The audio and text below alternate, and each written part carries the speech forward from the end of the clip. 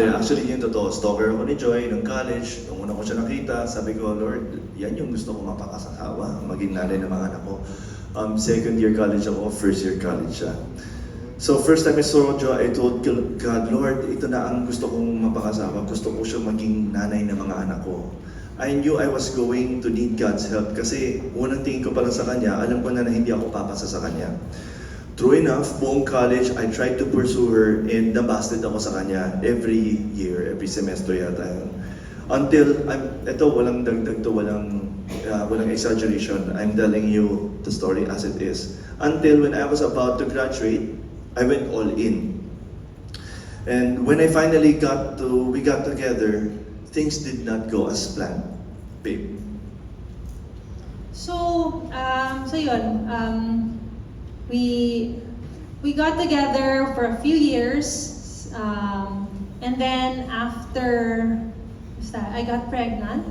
I got pregnant before marriage, and syempre parang nung una honeymoon stage pa kayo eh. So everything was okay. Kasi parang si Gian would always tell me, ako bahala sa'yo. Basta ako, puro siya, me. Ako bahala. Siya yung God sa sarili niya. And then ako naman, sige, I trusted him kasi nga parang honeymoon stage pa, I loved him, so I trusted him. And then, The problem is, yeah. Nung nabuntis ko siya, yung parents ko, si Tito and Helen, sinabi sa akin na nabuntis mo yung girlfriend mo, ngayon pa, nagutamay ang buhay mo sila. So, yung parents ko kasi, they're not the type na susubuan kay. Lumaki kami na sila nagtatrabaho. They really work hard. Bata pa ako, nagsushooting, nagtataping, puyat. And then they manage that time to be with their family as well. I even shared clearly one time na parang yung growing up, maalala ko yung mom ko uuwi ng gabi sa taping. And then she will wake up early to cook food for us habang yung tatay ko ihahatid kami sa eskwela and then takbo na siya sa Itbulaga. So, naging ganun yung routine. I grew up with a parent. I'm very blessed and thankful na very hardworking yung parents ko. So when now I have my own family, they wanted me to work hard for it. But then, naging iba yung pananaw ko dahil naging makasarili ako. Ang iniisip ko nung time na yon, kung ano yung gusto ko, I will do things my way. Kung hindi ako gagaya sa inyo, gagawin ko ng sarili paraan. Kaya lagi ko sinasabi ko, Joy, babe, ako bahala. And so, nung nag-graduate ako ng college, I pursued the music industry. So naging rockstar siya. Actually, hindi nga umabot sa star eh, parang rock bottom na.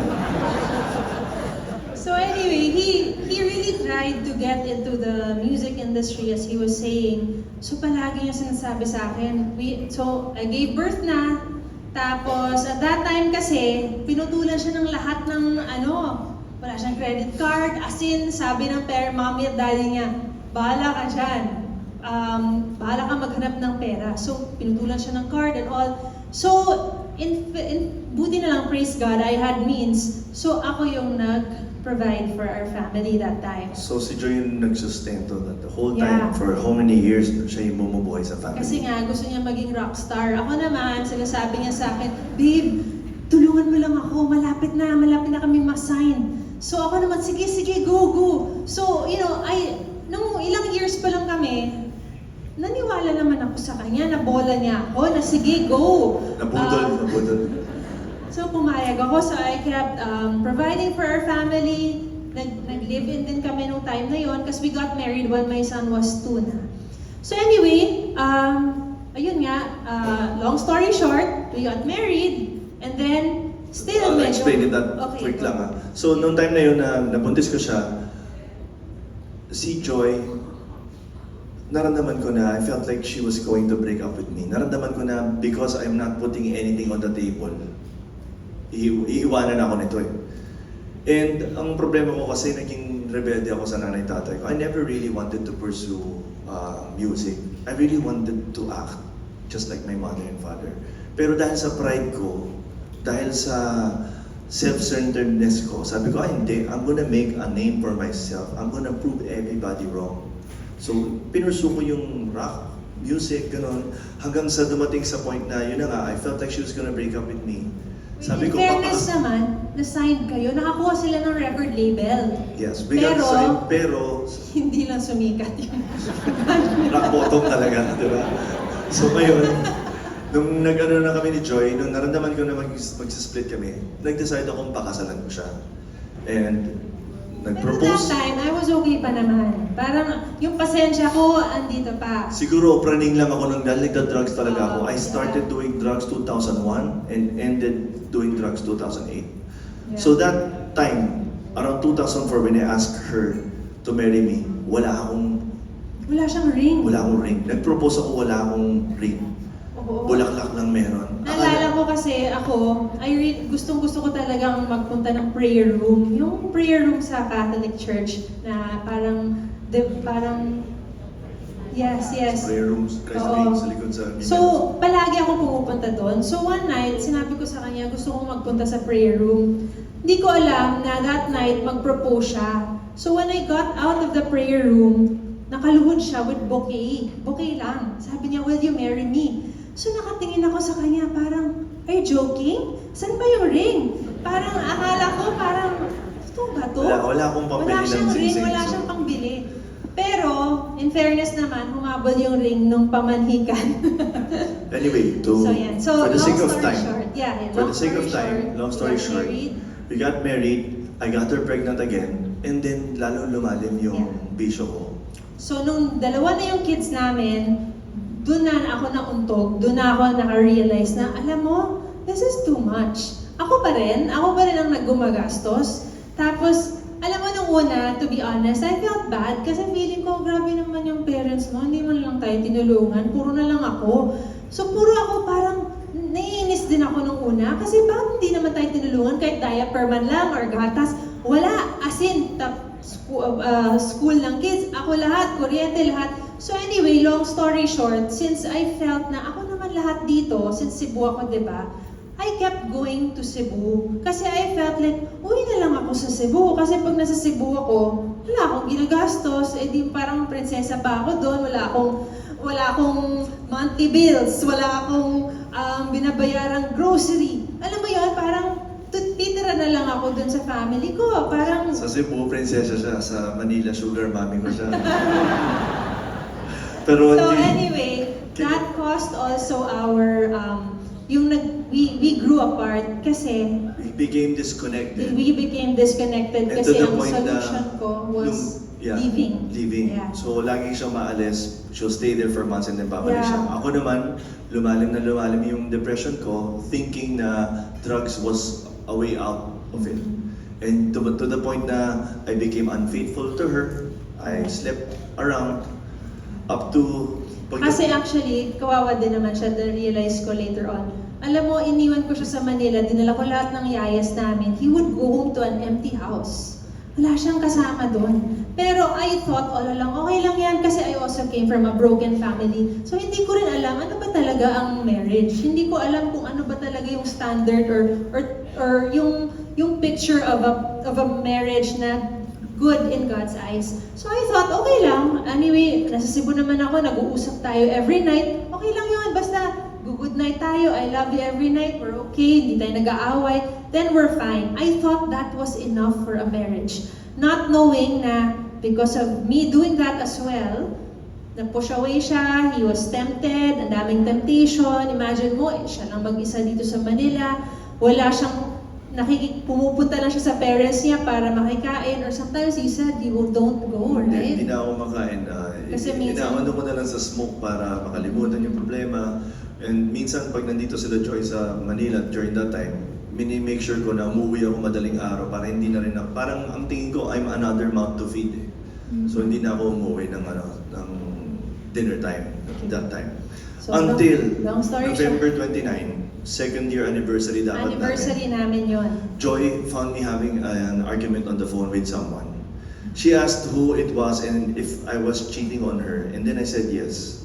I don't know why I admitted, but I did. Joy was devastated. Everything that she has done for me, after all the things, para makita niya na may kausap ako, nakikipag-away ako at inamin ko sa kanya na I was being unfaithful. She couldn't believe that I did that to her. And then nag-decide si Joy na, you know what, I'm leaving you. Parang feeling ko, parang kapal naman ang mukha mo. Sorry, Tito. Yeah. Yun yung feeling ko before. Na, grabe naman, after everything I did, tapos you do that to me pa. That's how I felt.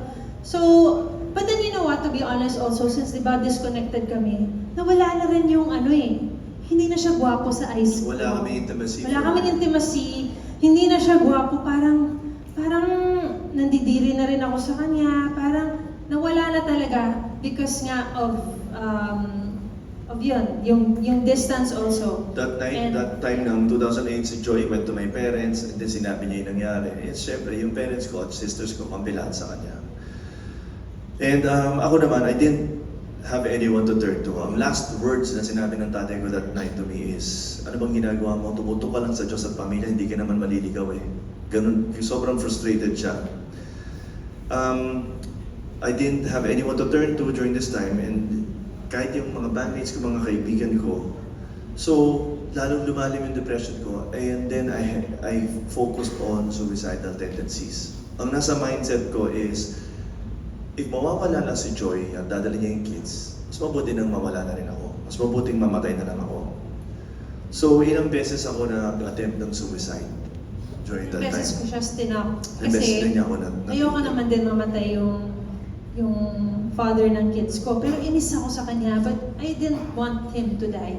Pero yan, duguan siya, ang daming mga nangyari. Until one time, nakaisip ako, okay, pag total aalis siya doon sa Cebu, pag alis niya, doon ako magsusuicide. Hindi siya makapalag.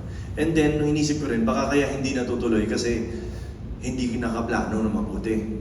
So, ginawa ko, tinawagan ko yung pinsan ko, si Oyo, and nagbilin ako sa kanya. And yung sinabi ko sa kanya, yo, pare, ito yata ang ending ko. Sabi ko, aalis na sila, Joy. Hindi ko na kayang wala sila. Mas mabuti na lang mamatay na lang ako. So, ikaw na bahala dito, ganyan. Biglang in-interrupt niya ako. Sabi niya, Kuya Gi, relax ka lang. Hindi yan ang ending mo, sabi niya. Sabi niya, iba ang plano mo, iba yung plano ni God. Count it all joy. Sabi niya, count it all joy. Kung nakikita mo yung nakikita ng Diyos, hindi mo may iisip yan. Sabi ko sa kanya, bro, paano mo masasabing count it all joy? Aalis na nga si Joy kasama nga ng mga anak ko. To the point na sinabi niya, God is good all the time. Maniwala ka doon, di ba lagi ko sinasabi yun? And hearing that from someone na just a year ago kasama ko sa Kalokohan, hindi ko talaga ine-expect na marinig ko sa kanya yun. And so sabi ko, alam mo bro, kung totoo yung God na sinasabi mo, pakilala mo ako sa kanya. Gusto kong makita yung nakikita mo. Sabi niya, sumama ka sa akin. Tama-tama magkakaroon ako ng tonight, ng 1-to-1 yata yan. And then nung nakausap ko si Oyo that night, pumunta ako dun sa fellowship niya. Tinanong sa akin nung pastor, sabi niya, bro, ba't ka nandito? Sabi ko, gusto ko na mamatay para wala na pupuntahan yung buhay ko. Alis na yung asawa ko at anak ko. There's nothing I can do to fix it. As in, there's nothing I can... Tinry ko ligawan si Joy that next few days, pero wala talaga eh. Talagang sirang-sira yung relationship ko sa kanya at sa parents ko, sa family ko.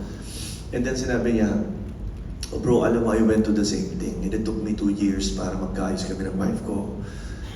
Tapos sabi niya sa akin, ano bang gusto mo mangyari? Sabi ko, imposible yung gusto kong mangyari. Gusto kong bumalik ulit yung pamilya ko, mabigyan ulit ng opportunity.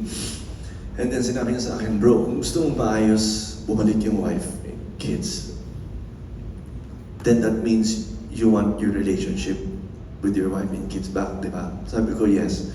So sinabi niya, if you want to have a relationship, if you want to fix your relationship with your wife, with your family, you have to fix your relationship with God. You need to have a relationship with God. Sabi ko, nagdadasal naman ako tuwing Sunday, bago kumain, bago matulog. Sabi niya, hindi relationship yun. Ang relationship is something much deeper.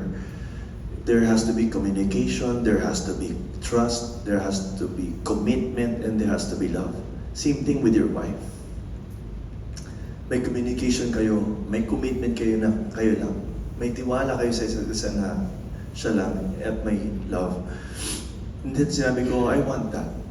And so that night, I gave my life to Jesus. And in-explain niya sa akin kung gaano ako kamahal ng Diyos. At that night, I went home a different person. And si Joy, that night, sinabi ko sa kanya, do you want to go to church? And then, kahit galit siya, sinabi niya, okay, sige, church tayo. Siyempre, hindi naman niya alam kung magbabago ako in one night eh. Ako naman on my part, he had his walk, I had my own walk. And before kami muntik na maghiwalay, I was already seeking eh. Parang meron talagang kulang, hindi ko maintindihan ano yung kulang sa buhay ko. And yun na pala yun, parang I think ito yung turning point ko. So when this happened to us, ang nangyari sa akin naman, hindi ko alam that it was the formula of marriage na you need to focus on your relationship with God and not with your spouse. And that's what I did. Ang ginawa ko, I focused on my relationship with God first before sa Kanya. So nung tinanong niya sa akin na, do you want to go to church? Ang iniisip ko, yes. I want to go to church kasi gusto kong makilala si God. It was not for us to fix our marriage. I was not even thinking of fixing our marriage. Ang gusto ko lang was maayos yung buhay ko with God kasi I was lost. Parang feeling ko parang si God yung kulang sa buhay ko. And yun pala ang key. Yun ang formula. That's the reason why in 2 weeks, fast forward ko na lang to. This was November 29. And on December 16, on my birthday, we were okay. And you know what? It was not because of my own strength. It was not me. It was God working through me. It was God's grace. Yun doon ko naintindihan nung sinasabi nilang grace ni God na maibigay sa'yo. Yun pala yun. Kasi hindi ko maintindihan. It's a gift that God gives you freely. It's a gift that He gives you to forgive.